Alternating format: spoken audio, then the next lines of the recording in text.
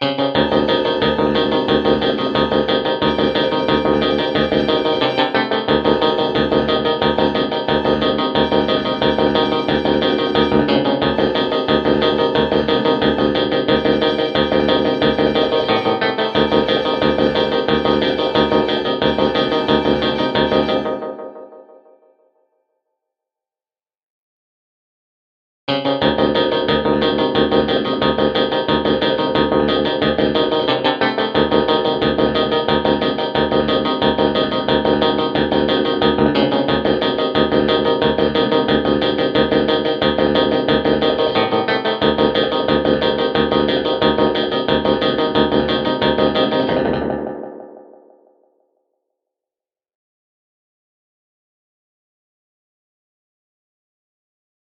Cooper Clever 1972 here, also of course known as Brian.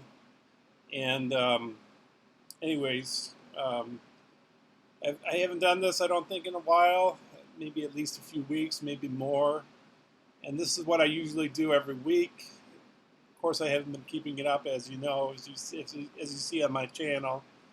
I I haven't been doing it recently, but maybe I'll try and get back in the swing of things. So this particular video is about films I've watched recently, but also a little bit past that. I can't remember all of the films I've watched, so this is going to cover movies that go back maybe a few months or so. So it's going to be 11 movies, but I did see more movies in this. Like, for example, I saw Columbia Noir off of Criterion Channel, I mean. But they got rid of that in July or June. July. They ended it after June. They took it off their streaming site, and I was going to cover that, and I thought of using like a jazz opening, and I have a piece of music that I did in GarageBand that would fit that that template, or it would be suitable for that. I think it would fit nicely, but I can't remember all those films, and I don't know. I was going to do it, I really was, but I, I just kind of, I don't know. You get sidetracked. You watch other movies. I do Garage Band, or you want to do other things. You just things get in the way. So, but anyways, let me get to the films I watched. So I might gloss over a few of these because, like the first one, for example, because this has been talked to death about, I think, on the internet, on reviews and all. It's just I watched Joe Bob Briggs on Shudder. It's one of the streaming services I have. Shudder is a horror streaming site, and he has a show on there. Well, first off, he had a marathon that he did last summer. That was that that caught a lot of popularity. So he followed it up with the Dinners of Death for Thanksgiving, and then he did one for Christmas, which was Phantasm films, which I'm not a fan of, those Phantasm movies. But anyways, he did those, and then he did a series, like a regular season of the drive-in movie theater, and I believe he's coming back again. So, but anyways, his favorite movie, and this is the Dinners of Death ones I'm going to talk about first. There's four of them. The first one is Joe Bob Briggs' favorite movie, and that is Texas Chainsaw Massacre. Of course, this is with Gunnar Hansen, who plays Leatherface. The guy that plays his brother was in JFK. I think Oliver Stone was encouraged to cast him in JFK because of this movie. It's directed by Tobe Hooper, and I think this woman's name is Marilyn Burns, who plays the last victim of the Chainsaw Family. Um, but there's a lot of commentary about it. Joe Bob Briggs says a lot of stuff about it. Um, this film's been talked to death, so I don't know. I don't know if I should talk too much about it. But what can I say about it? Well, it has sort of that uh, delay sound to the soundtrack. What I mean by delay is like if you hear guitars make an echoing type sound, sort of like reverb on a guitar. It's this, like sound, that like I don't know.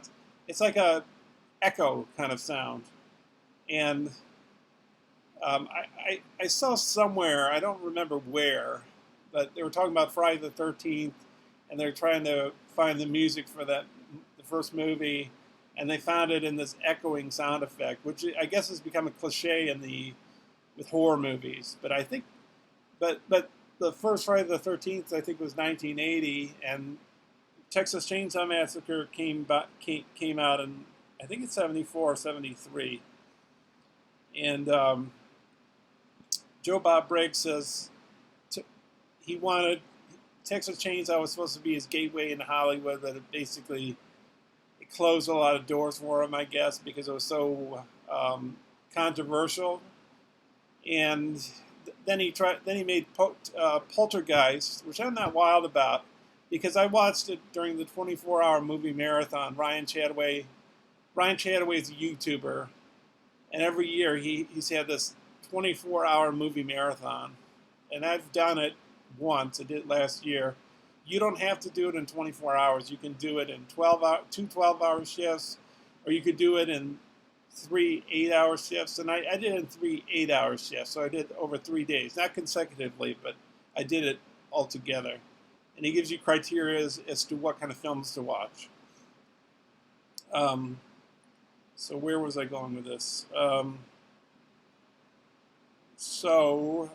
Yes. So he one of the criteria for last year was a film you saw as a kid but haven't seen since, and that was Poltergeist. So I watched that, and I think I liked Poltergeist when I saw it, but when I was a kid or a teenager, whenever it was.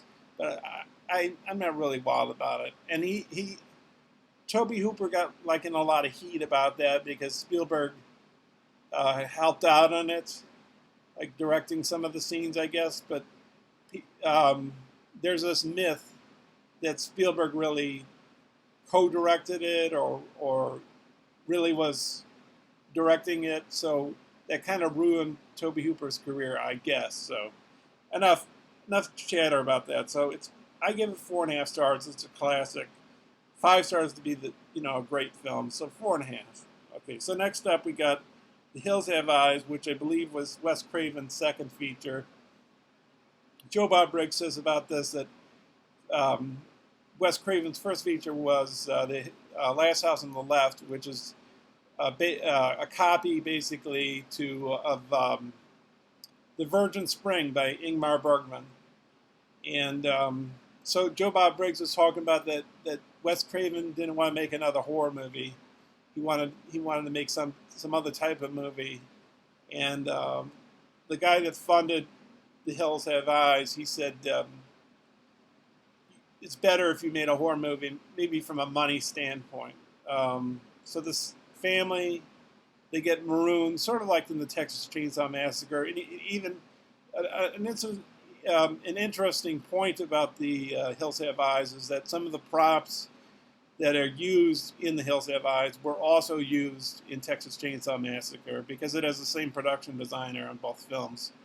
And I think Wes Craven and Tobe Hooper knew each other, but I'm not sure on that. Oh, and both of them are dead now, so, Dee Wallace is in this. Dee Wallace is, the mother in E.T. She was in The Howling, of course, and she was in another movie. She made only a small appearance in it, but it's not a bad horror movie.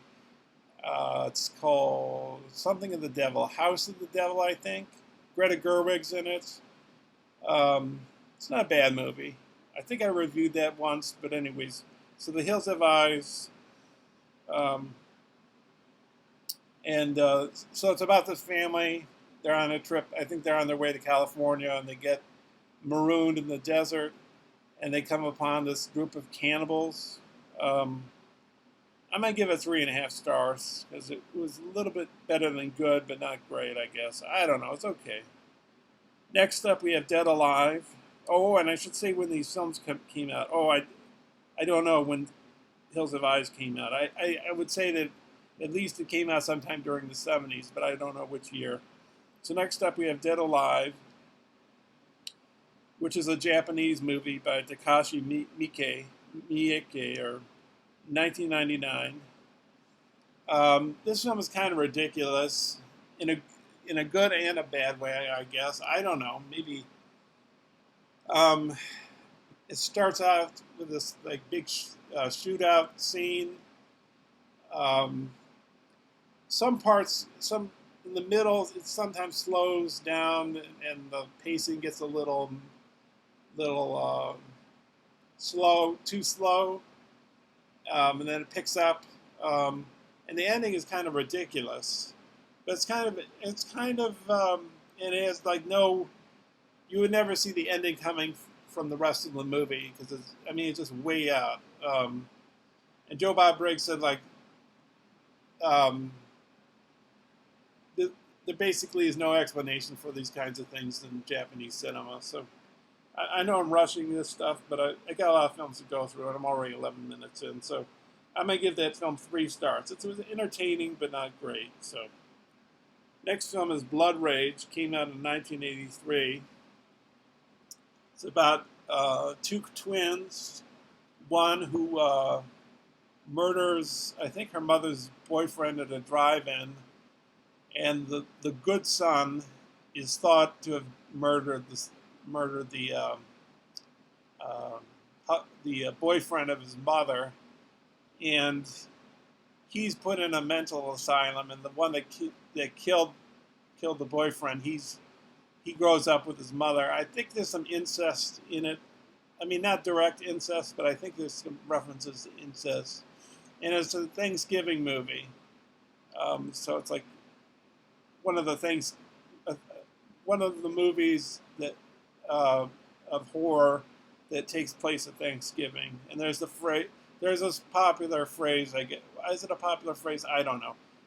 Where the bad twin brother says, "That's not cranberry sauce." It's kind of a joke. It's referring to blood, and it's a slasher movie. I'm gonna give it 3 stars. Entertaining, but not great. So next up, that's all. That's the Dinners of Death. So now I'm going to go to some other movies. These movies I watch off of Mubi, M-U-B-I. Mubi's sort of like Criterion Channel. They show foreign, they show independent, they show cult movies, they show classics. And so this was a documentary I saw. It's called Citizen 4. It's directed by Laura Poitras. I did see this at the theater, but I fell asleep while watching it at the theater. And I gotta admit, I think I fell asleep again while watching it on Mubi. And they only keep their films, each film they put on each day, and take another one off the same day. And they only have like 30 films per day. And it was kind of interesting, but maybe a little boring. I don't know. But it's about the government spying on regular citizens and knowing much more than they let people become aware of. So Edward Snowden was sort of like a whistleblower, and he fled the country. I guess he fled the country. So they interview him in Hong Kong. Then he gets asylum in Russia. And of course, as time has passed, because this film came out in, I don't have the date, but I think it was I don't know, was it 2012 or 13 or 14? I can't remember. Maybe it was 2014. But since then, the U.S. government has arrested, according to Jimmy Dore's channel on YouTube. He's a comedian who talks about politics. Um, they arrested some woman that was I think she was a whistleblower, and then Julian Assange is now in custody in America, but he was in asylum, and maybe it was Russia. I'm not sure. Oh no, South America for a while. He was in South America, but maybe Russia too. So, but he was he was the head of WikiLeaks or something, and he was exposing things. And they say that this woman that was detained by the U.S. government has been tortured and been put in what do you call that? Solitary confinement. So, okay. So next up we got Beyond the Hills. It's a Romanian movie, directed by Cristian Mungiu, 2012. This was a really good movie. You want another good movie that he directed, I'm sorry. Here I'm saying it's a she and it's a he, and I'm trying to find, here it is. This is another movie he directed. He's a Romanian director. This movie, before I talk about the one I watched, this movie's about abortion. I bought this a few Criterion sales ago. 4 months, 3 weeks, and 2 days. It's about abortion, and it's set during the time when Romania was part of the Iron Curtain. So it's a really good movie. I haven't watched my Criterion copy yet, but this movie Beyond the Hills, I think it takes place in present-day Romania, and these two women meet at the start of the film. One of the women lives in this nunnery, or it's not a nunnery, it's like a monastery. I don't know, because they have the priests there and the nuns, and it gets pretty controversial. Well, things heat up very, very fast in this movie, because the woman that's a nun, she's renounced the world, has taken an oath to God, and the woman that's visiting her, they were both in an orphanage together, and the woman that's visiting her comes from Germany, and basically they're lesbians, and they had a relationship. And at the start of the movie, the woman from Germany is with her friend and the nuns and the priest. I believe they're Greek Orthodox. And the priest is making these comments at dinner, like saying, well, the West has gone to hell, it doesn't, it allows women to marry women and men to marry men. And not just that, he says, like, this dismissive attitude and no reverence for holy devotions and reverence for various Christian concepts, reverence for Christian dogmas, for Christian. I'm stalling here, but for Christian beliefs, like the way things should be, old-fashioned stuff. And you can see that the woman from Germany is not taking this very wonderfully. She's giving her body language conveys that she's not into this. And soon enough, things start to heat up. The film is pretty long. It's about 2.5 hours, but it never tires you down, because soon enough there's all this conflict, and just things boil over, and you're having this conflict between the priest and this woman from Germany, and the woman from Germany is saying to her lover, who's a nun, she's saying,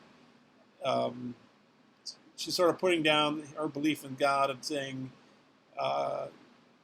love with, I don't know if I'm saying this correctly, but something like, I have love for you, and that's enough, and she's she's the woman, the nun, and the priest are saying like, God is the one that really fills you, and makes you not lonely, and without God, even if you have tons of friends, or if you have a lover or whatever, it's not going to do, because God will provide meaning in your life. But it's really, really good movie, and for that I give it a lot of stars. 4.5 stars. Really good movie, and I highly recommend it. It left again. I was going to do this review before Saturday, and it left on Saturday. So if you can find a way to see it, might be worth your while. This next film, I think, is leaving on Wednesday. Wait a minute. Oh, 2 days from now. It's going to leave on Wednesday on Mubi. I don't like this film that much at all, but it's A Lair of the White Worm, directed by Ken Russell. Came out in 1988, and it stars Hugh Grant. I really had high expectations when I started watching this movie. The picture that they showed on the screen for what the film, like a shot of the film looked pretty interesting. But the special effects were shoddy, and they can make special effects better than that in that day and age, because they did have films that were held much higher to a more quality, much better quality benchmark than this film did. There are some great visual scenes in it, but it's held it's very fragilely, not fragilely. It's held by very fragile strings, and the film basically can't hold itself together, and it seems like it's a rush job, and like they were just thinking things up on the set, like the scene with one of the main characters playing bagpipes and wearing a kilt, and it just seems like it's let's put this in the movie and rush this in, and it just doesn't make any sense to me. It just I couldn't hear all the dialogue. My hearing's a little bad, and I had the air conditioner going, but I don't think I missed much. I got the gist of what was happening, and I really hate this movie. So it's 2.5 stars. So that would mean good would be 3 stars, but 2.5 stars means a little. I can't quite recommend it. That would be a thumbs down. Okay, so let's see. Next one I saw a few nights ago. Was it a few nights ago, or was it last night? Anyways, I watched off Criterion Channel. I highly recommend this one. It's called The Skin I Live In. It's directed by Pedro Almodovar, and it stars Antonio Banderas, and it came out in 2011. Now, this film is fantastic. This film, I had trepidation going in, because my friend, he was telling me, he was watching some Pedro Almodovar off the Criterion Channel, and I told him, I saw Woman on the Verge of a Nervous Breakdown. I thought it was okay, and Voltaire was not too bad, I guess. Maybe I should give it another watch. I don't know, but might have watched one other film of his. I'm not. Oh, I think I saw Woman on the Verge of a Nervous Breakdown, or maybe I said that. All About My Mother. I think I saw that one too, but I wasn't wild about his films. But this one was fantastic, because it's a film that it starts in the present, and you have a certain preconceived idea of what the Antonio Banderas character is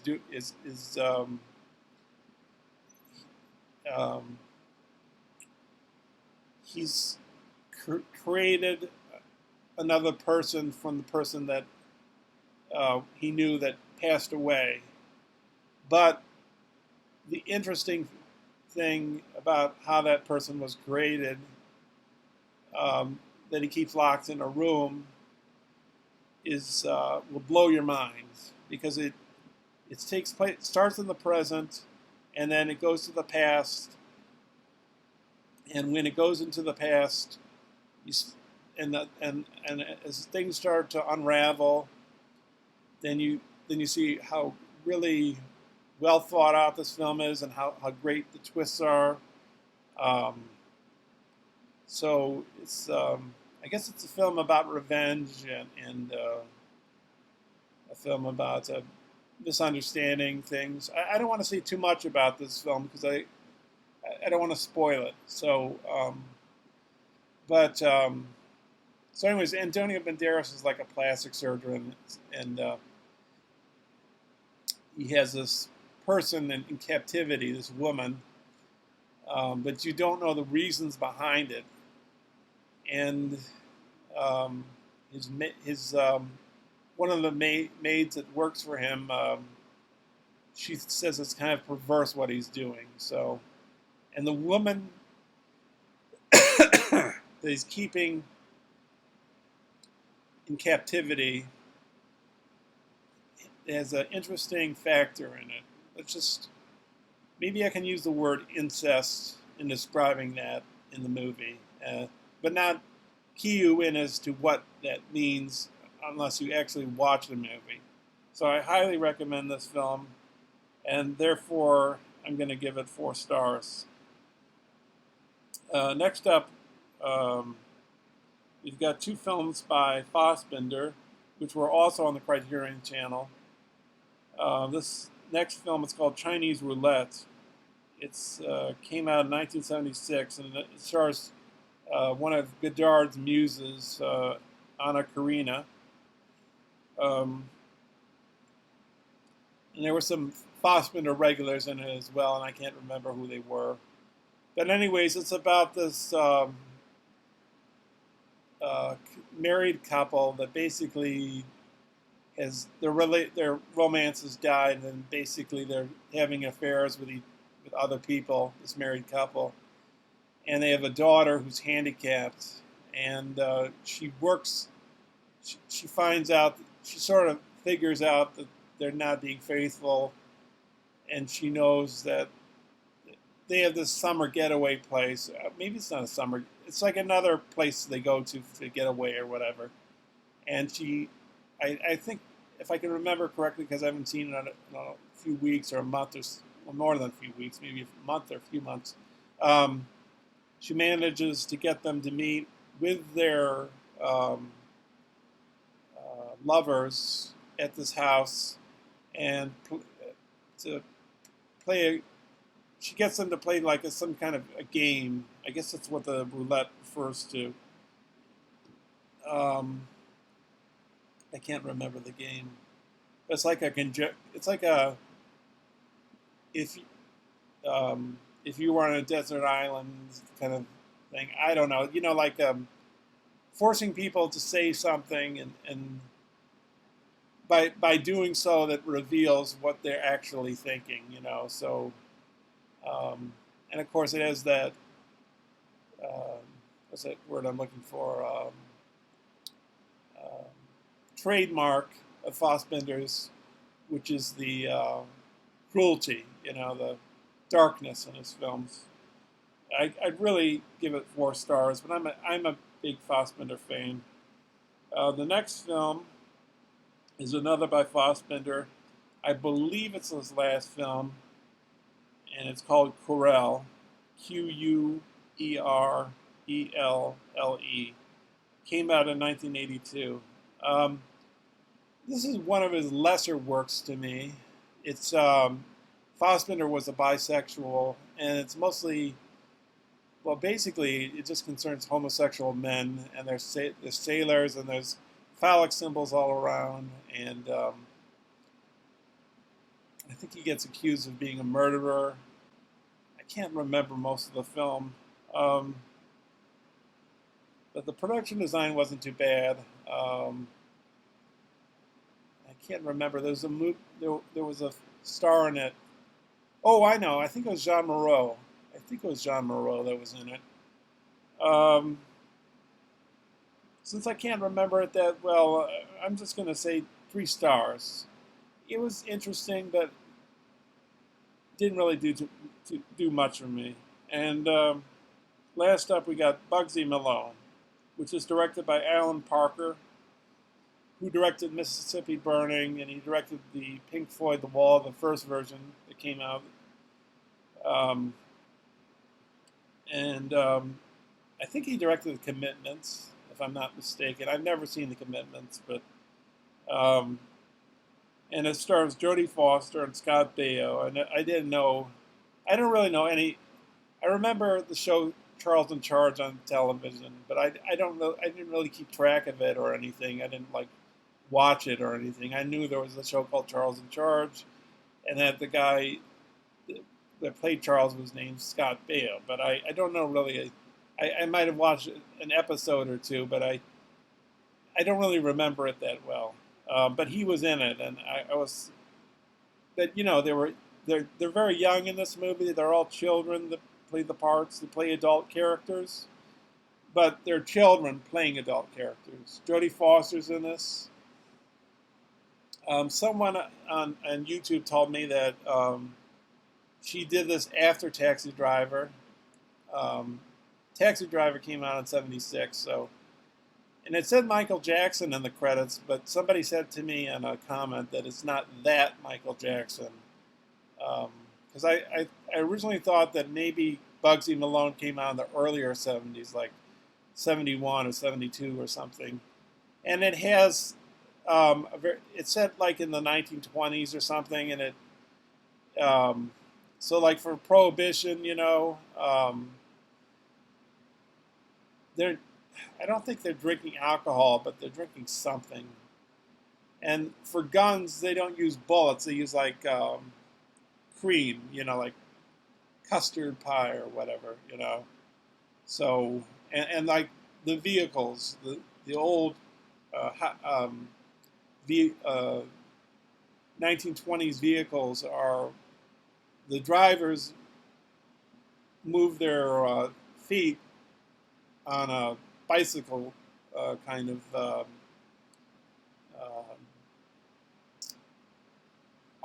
arrangement.